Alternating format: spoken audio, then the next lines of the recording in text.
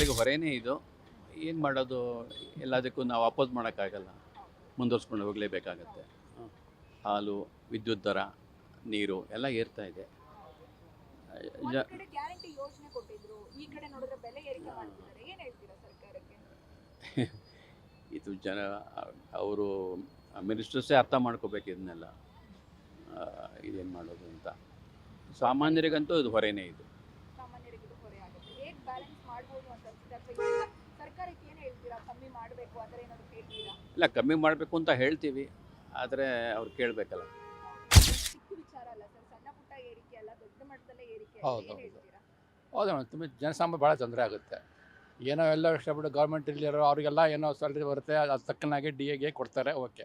But ಫ್ಯಾಕ್ಟ್ರಿಲಿ ಗೌರ್ಮೆಂಟ್ಸಲ್ಲಿ work ಮಾಡೋರಿಗೆ ಯಾವುದು increment ಸಿಗೋಲ್ಲ, ಖಂಡಿತ ತೊಂದರೆ ಆಗುತ್ತೆ ಎಂಬುದು ಅವರಿಗೆ. ಇನ್ನು ಸಡನ್ನಾಗಿ ಹಾಲಿಗೆ 4 ರೂಪಾಯಿ ಜಾಸ್ತಿ ಮಾಡಿದ್ರೆ ಹಾಗೆ ಅವರೊಂದು ರೈತನ ಕೇಳೇ ಇರಲಿಲ್ಲ. ಇದು ನಮ್ಗೆ ಸಡನ್ನಾಗಿ ಬೇಕು ಇನ್ಕ್ರೀಸ್ ಮಾಡೋಂತಿಲ್ಲ. ಇವರು ಯಾವ ಥರ ಯಾವ ಐಟಮಲ್ಲಿ ಜಾಸ್ತಿ ಮಾಡಿದ್ರೆ ನಮ್ಗೆ ಗೊತ್ತಿಲ್ಲ. ಸುಮ್ಮನೆ ಭಾಳ ತೊಂದರೆ ಆಗುತ್ತೆ ಜನಗಳಿಗೆ, ಅಷ್ಟೇ ಹೇಳಬೇಕು ಅಂದರೆ. ಒಂದ್ ಕಡೆ ಏನು ಫ್ರೀ ಬಸ್ ಕೊಟ್ರು, ಇನ್ನೊಂದ್ ಕಡೆ ಹೌದು, ಹೌದು. ಏರಿಕೆ ಮಾಡಿದ್ರು. ಒಂದ್ ಕಡೆ ಫ್ರೀ ಓಕೆ, ಕರೆಂಟ್ ಕೊಟ್ಟಿದ್ದಾರೆ, ಓಕೆ. ಕರೆಂಟ್ ಅದು ಅಪ್ ಟು 200 ಯೂನಿಟ್ಸ್ ಕಮ್ಮಿ ಅಂತಾರೆ. ಅದು ವರ್ಕ್ ಅದೇನು ಅಷ್ಟು ಜನ ಎಫರ್ಟ್ ಅನಿಸಲ್ಲ, ಯಾಕಂದರೆ ಆಲ್ಮೋಸ್ಟ್ ಎಲ್ಲ ಆ ರೇಂಜಲ್ಲಿ ಬಂದುಬಿಡ್ತಾರೆ. ಹಾಲು ಮೊಸರು ಅದು ಪ್ರಾಬ್ಲಮ್ ಆಗುತ್ತೆ ಮೇಯ್ನ್. ಹೌದು, ಹೌದು, ಅದೆಲ್ಲ ಹೌದು, ಹೊಸ ವಾಹನ ಪರ್ಚೇಸ್ ಮಾಡ್ಬೇಕಂದ್ರೆ ಅವ್ರಿಗೆ ತೊಂದರೆ ಆಗುತ್ತೆ. ಅದ್ರ ತಕ್ಕನಾಗೆ ಹೋಟೆಲು ಜಾಸ್ತಿ ಮಾಡ್ತಾರೆ, ಟ್ರಾವೆಲ್ಲು ಜಾಸ್ತಿ ಆಗುತ್ತೆ ಅದರಿಂದ. ಈಗ ಬೆಲೆ ಏರಿಕೆ ಆಗಿರೋದಕ್ಕೆ ಸರ್ಕಾರಕ್ಕೆ ಏನ್ ಹೇಳಕ್ ಇಷ್ಟಪಡ್ತೀರಾ? ಒಂದ್ ಕಡೆ ಗ್ಯಾರಂಟಿ ಯೋಜನೆ ಕೊಟ್ರು, ಇನ್ನೊಂದ್ ಕಡೆ ಬೆಲೆ ಹೌದು, ಹೌದು, ಅದು ಇದೆ. ಬೇಕಾದ್ರೆ ಬ್ಯಾಲೆನ್ಸ್ ಮಾಡಬೇಕಷ್ಟೇ ಅವರು. ಈಗ ಎಲ್ರಿಗೂ ತುಂಬ ಜನಕ್ಕೆ ಏನು ಗ್ಯಾರಂಟಿ ಬೇಕೇ ಆಗಿಲ್ಲ. ಎಲ್ಲ ಅಫೋರ್ಡಬಲ್ ಫ್ಯಾಮಿಲೀಸ್ ಇರೋರಿಗೆ ಅವ್ರಿಗೆ ಕೊಡೋದ್ರೆ ನಡೆಯುತ್ತೆ. ತುಂಬ ಬೇಕಾದ್ರೆ ಬಿ ಪಿ ಎಲ್ ಅವರು ಅಥವಾ ವಾಲಂಟ್ರಿ ಕೊಡ್ಬೋದು, ಅವರು ಆಪ್ಷನ್ ಇದ್ದರೆ ಕೊಡ್ಬೋದು. ಬೇಕಿರುವಾಗ ಗ್ಯಾರಂಟಿ ಯೂಸ್ ಮಾಡಿ, ಇಲ್ಲದ್ರೆ ಬೇಡ ಅಂತ ಅದು ಮಾಡಿ ಮಾಡ್ಕೋಬೋದು. ಹಾಲಿನ ದರ ಎಲ್ಲ ಹೆಚ್ಚಿಗೆ ಮಾಡಿದ್ದಾರೆ. ಪಾಪ ಬಡವರು ಇರ್ತಾರೆ, ಅವ್ರಿಗೂ ಹಾಲು ತಗೊಳ್ಳೋದೆಲ್ಲ ಕಷ್ಟ ಆಗುತ್ತೆ. ಸಡನ್ ಆಗಿ ಈ ಥರ ಎಲ್ಲ ಜಾಸ್ತಿ ಮಾಡೋದು ತುಂಬ ಕಷ್ಟ ಅನಿಸ್ತಾ ಇದೆ.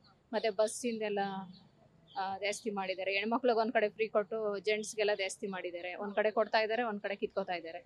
ಕಷ್ಟ ಆಗ್ತಾ ಇದೆ. ಕರೆಂಟ್ ದರ ಕೂಡ ಏರಿಕೆ ಹೌದೌದು, ಕರೆಂಟ್ ದರನೂ ಹೆಚ್ಚಿಗೆ ಆಗಿದೆ. ಇದೆಲ್ಲ ಬಡವ್ರಿಗೂ ಮಿಡಲ್ ಕ್ಲಾಸ್ ಜನಗಳಿಗೆಲ್ಲ ತುಂಬ ಕಷ್ಟ ಆಗ್ತಾ ಇದೆ. ಈ ಥರ ಮಾಡಿದ್ರೆ ಹೆಂಗೆ ಜನ ಇದು ಮಾಡ್ತಾರೆ, ಕಷ್ಟ ಆಗುತ್ತೆ. ಸರ್ಕಾರಕ್ಕೆ ಏನ್ ಹೇಳಕ್ ಇಷ್ಟಪಡ್ತೀರಾ? ಸರ್ಕಾರಕ್ಕೆ ಅವರು ತಿಳಿದಿರೋರು, ಸರ್ಕಾರದಲ್ಲಿ ಇವಾಗ ಅವರು ಕೂತಿ ಇದೆಲ್ಲ ಮಾಡ್ತಾ ಇದ್ದಾರೆ ಅಂದರೆ ಅವ್ರಿಗೆ ತಿಳುವಳಿಕೆಯಿಂದನೇ ಮಾಡಬೇಕು ಅಂತ ಅನಿಸುತ್ತೆ. ಜನಗಳಿಗೆ ಈ ಥರ ಕಷ್ಟ ಕೊಡೋದು ತುಂಬ ಹೌದು ಅನ್ಯಾಯ. ಆಸೆ ತೋರಿಸಿದ್ದಾರೆ, ಒಂದ್ ಕಡೆ ಜನಕ್ಕೆ ಕಷ್ಟ ಕೊಟ್ಟಿದ್ದಾರೆ. ಏನ್ ಮಾಡ್ತಾರೆ ಬಡವರು ಎಲ್ಲರೂ ಒಂದೇ ತರ ಇರ್ತಾರೆ, ಶ್ರೀಮಂತರು ಇರ್ತಾರೆ, ಬಡವರು ಇರ್ತಾರೆ.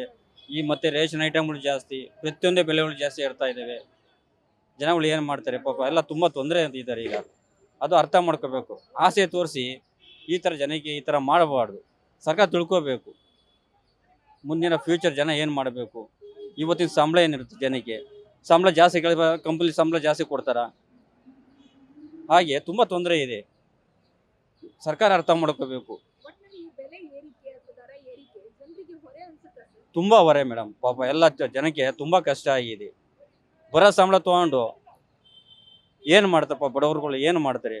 ಮನೆ ಬಾಡಿಗೆ ಕಟ್ತಾರ, ಕರೆಂಟ್ ಬಿಲ್ ಕಟ್ತಾರ, ವಾಟರ್ ಬಿಲ್ ಕಟ್ತಾರ, ರೇಷನ್ ಐಟಮ್ ಏನು ಮಾಡ್ತಾರೆ ಪಾಪ. ಮತ್ತು ಸ್ಕೂಲ್ ಫೀಸ್ಗಳು ಕಟ್ಟಬೇಕು. ಈಗ ಸ್ಕೂಲ್ ಇದು ಅದು ಹೊರೆ ಪಾಪ ಅವ್ರಿಗೆ. ಏನು ಮಾಡೋದು? ತುಂಬ ತೊಂದರೆ ಮೇಡಮ್. ಈ ಥರ ಮಾಡಬಾರ್ದಾಯಿತು. ಆಸೆ ಜನಕ್ಕೆ ಈ ಥರ ಮಾಡೋದು ಭಾಳ ಮೋಸ ಮೇಡಮ್. ತುಂಬಾನೇ ಸಾಮಾನ್ಯ ಜನಕ್ಕೆ ಇದ್ರ ಬಗ್ಗೆ ಇದರಿಂದ ತುಂಬಾನೇ ತೊಂದರೆ ಆಗಿದೆ.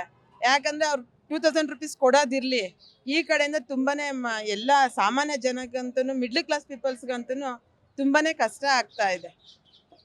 ಬರೀ ಬಸ್ ಚಾರ್ಜ್ ಒಂದಿಲ್ಲ, ಅದು ಅವಶ್ಯಕತೆ ಇರಲಿಲ್ಲ. ಬಟ್ ಬೇರೆ ಏರಿಕೆಗಳೆಲ್ಲ ಅದ್ರ ಡಬಲ್ ಆಗ್ತಾ ಇದೆ. ಆ ಅರ್ನಿಂಗ್ಸು ಕಡಿಮೆ ಆಗೋಗ್ಬಿಡುತ್ತೆ, ಜನಗಳಿಗೆ ಎಕ್ಸ್ಪೆಂಡಿಚರ್ ಜಾಸ್ತಿ ಆಗ್ತಾ ಇದೆ.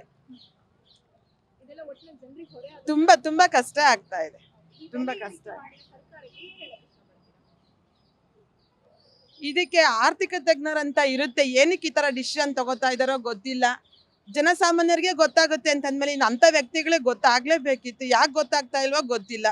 ಅವ್ರು ಯಾವ ತರ ಎಸ್ಟಿಮೇಟ್ ಹಾಕೊಂಡು, ಯಾಕಂದ್ರೆ ಬೇಕಾದಷ್ಟು ಆರ್ಥಿಕ ತಜ್ಞರು ಇರ್ತಾರೆ, ಅವ್ರ ಸಲಹೆಗಳನ್ನ ತಗೊಂಡು ಈ ತರ ಎಲ್ಲ ಡಿಸಿಷನ್ ತಗೋಬಹುದು. ಯಾಕೆ ತಗೋತಾ ಇಲ್ವೋ ಗೊತ್ತಿಲ್ಲ. ಎಲ್ಲ ಅವ್ರವ್ರ ಅನುಕೂಲಕ್ಕೆ ತಕ್ಕಂತೆ ಅವ್ರವ್ರು ಮಾಡ್ಕೋತಾ ಇದ್ರೆ ಸಾಮಾನ್ಯ ಜನದ ಬಗ್ಗೆ ಅಭಿಪ್ರಾಯಗಳು ತುಂಬಾನೇ ಕಡಿಮೆ ಇದೆ. ಅಂದ್ರೆ ಎಲ್ಲ ಬಡವ್ರ ಬಗ್ರು ಎಲ್ಲ ಇರ್ತಾರೆ ಮೇಡಮ್. ಆಗಿರ್ಬೇಕಾದ್ರೆ ಕೆಲವು ತಗೊಳಕಾಗುತ್ತೆ, ಕೆಲವು ತಗೊಳಕಾಗಲ್ಲ. ಸಡನ್ ಆಗಿ ಇದು ಯಾಕಂದ್ರೆ ಕೂಲಿ ಕೆಲಸ ಮಾಡೋರು ಇರ್ತಾರೆ, ಗೌರ್ಮೆಂಟ್ ಎಂಪ್ಲಾಯಿ ಅಂದ್ರೆ ಇಂಕ್ರಿಮೆಂಟ್ಗಳು ಆಗ್ತಾ ಇರುತ್ತೆ. ಪ್ರೈವೇಟ್ನವ್ರಿಗೆ ಏನೂ ಆಗಲ್ಲ. ಅವ್ರಿಗೆ ಏನಾದ್ರು ಸೌಲಭ್ಯಗಳು ಇದು ಮಾಡಬೇಕು ಆಗಿರ್ಬೇಕಾದ್ರೆ ಏನು ಇದಿರಲ್ಲ ಫೆಸಿಲಿಟಿಗಳು. ಕೆಲವ್ರು ಮನೆಯಲ್ಲೂ ಇರ್ತಾರೆ, ಅಂಥವ್ರಿಗೆಲ್ಲ ಪ್ರಾಬ್ಲಮ್ ಆಗ್ತಾ ಇದೆ. ಇವಾಗ ಸಿದ್ದರಾಮಯ್ಯ ಅವರು 5 ಬೇಡಿಕೆಗಳು ಕೊಟ್ಟರು, ಬಟ್ ಈ ಥರ ಎಲ್ಲ ಹೆಚ್ಚಿಗೆ ಮಾಡ್ತಾ ಇದ್ದಾರೆ ಅಂತ ಹೇಳಿ ಜನಗಳಿಗೆಲ್ಲ ಆತಂಕ ಬಂದಿದೆ ಅಷ್ಟೇ. ಅದೇ ಪ್ರಾಬ್ಲಮ್ಗಳು ಇದೆ. ಈ ದರ ಏರಿಕೆ ಜನರಿಗೆ ಹೊರೆ ಅನ್ಸ್ಬೋದಾ ಮೇಡಮ್? ಹೊರೆ ಆಗ್ತಾ ಇದೆ ಮೇಡಮ್, ತುಂಬಾನೇ ಹೊರೆ ಆಗ್ತಾ ಇದೆ. ಯಾಕಂತಂದ್ರೆ ಎಂಥವ್ರು ಇವಾಗ ದಿವಸ ಹಾಲು ಮೊಸರು ಇದೆಲ್ಲ ಕುಡಿಲೇಬೇಕು, ತಿನ್ನಲೇಬೇಕು. ಅದೇ ತಾನೇ ಜಾಸ್ತಿ ಆಗ್ತಾ ಇರೋದು. ಬೇರೆ ಏನೇ ಜಾಸ್ತಿ ಆದ್ರೂ ತಡ್ಕೋಬಹುದು, ಒಡವೆ ಗಿಡವೆ ಇಲ್ಲ ಅಂದ್ರೂ ತಿನ್ನೋ ಆಹಾರಗಳಲ್ಲಿ ಕಡಿಮೆ ಇರಬೇಕು, ಬಟ್ ಅದೇ ಜಾಸ್ತಿ ಆಗಿದೆ ಮೇಡಮ್. ಗ್ಯಾರಂಟಿ ನ್ಯೂಸ್, ಸುದ್ದಿ ಖಚಿತ, ನ್ಯಾಯ ನಿಶ್ಚಿತ.